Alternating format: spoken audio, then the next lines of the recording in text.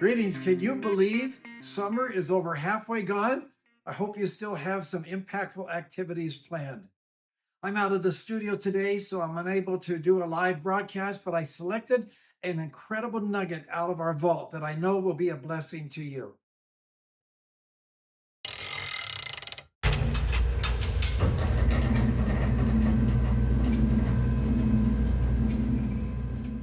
We have a big story today. Let's look at the headlines.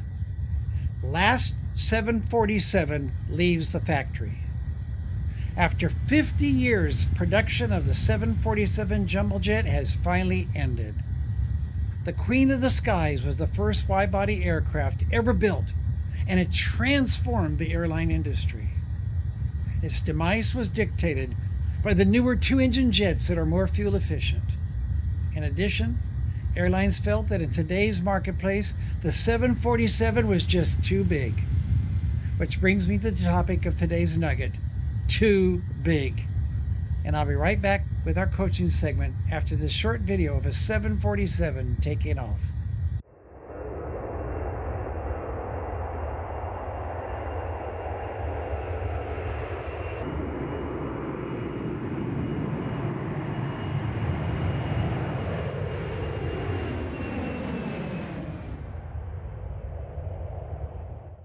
When I learned about the end of production of the 747, it reminded me of a statement made several years ago by Robert Crandall. At the time, Crandall was president of American Airlines. For several years, America had been flying scores of the DC 10 jumbo jetliners across America and to Europe. But one day at a news conference, Crandall announced that on all of its domestic routes, American was going to stop flying the jumbo jet. He said that the airline was going to replace them with smaller sized jets. When a reporter asked why they were doing that, he replied, "No airline goes broke because they're flying planes that are too small. They go broke because they are flying planes that are too big." In that statement, he revealed a powerful leadership concept. Thinking bigger does not always mean getting bigger in size. And in the case of American Airlines, bigger had a different meaning. See, the customers' research had revealed that their people were more interested in the frequency of flights offered than in the size of the planes. By flying smaller jets, such as the Super 80 or the 737, the airline could increase flight frequencies, resulting in greater passenger traffic and more revenue. Also, the company stated that flying smaller jets would result in a higher load factor and corresponding greater profits. Over the years, I have lost count of the number of times that I have counseled and prayed with business owners, corporate leaders, and pastors who were experiencing financial difficulty mainly because they did not understand this concept. Many of them had enlarged their facilities or their staff and based upon overly optimistic projections of growth.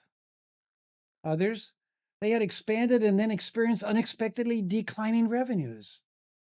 But in either case, the added overhead resulted in them suffering economic consequences that were difficult to manage and sometimes were catastrophic. Now, mind you, I'm all for growth and expansion. As opportunities present themselves, leaders should always be prepared to grow and expand. However, that is only if it is based upon realistic estimations and allows financial margins for unexpected declines in numbers and/or revenue. Jesus taught in this concept in John 15. He said that a grapevine's long-term productivity was actually increased, not by getting bigger, but rather by pruning. So in conclusion, remember, in today's changing marketplace, bigger in size is not necessarily better. The age of the dinosaurs is over.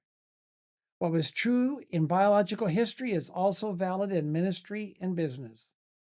Oftentimes, increase and even survival does not go to the bloated and the ponderous, it goes to the sleek and efficient. God bless you and go with increase.